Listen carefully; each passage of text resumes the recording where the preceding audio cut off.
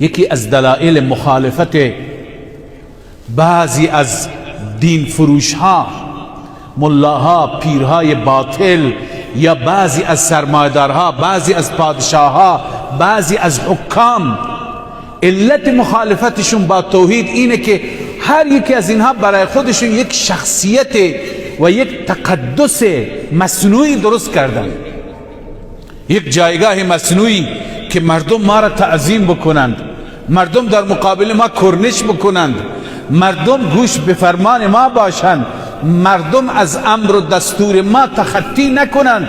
توحید میگه نه، ان الحکم الا لله، دستور خداست، فرمان خداست، سجده فقط برای خدا، کرنش فقط در مقابل الله، تعظیم باید برای خدا باشد.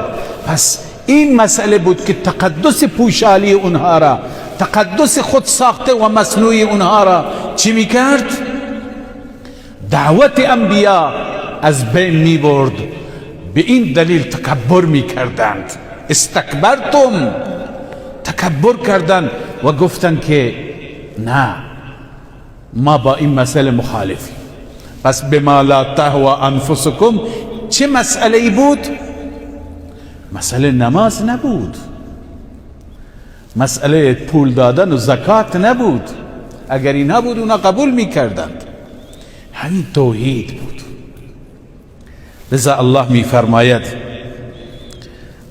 آیا هرگاه رسولی بیاورد آن مطلبی را، آن پیامی را که لا تهوى انفسکم، مطابق هوای نفس شما نباشد، نفس شما اون را نخواهد، استکبرتم، شما تکبر میکنید.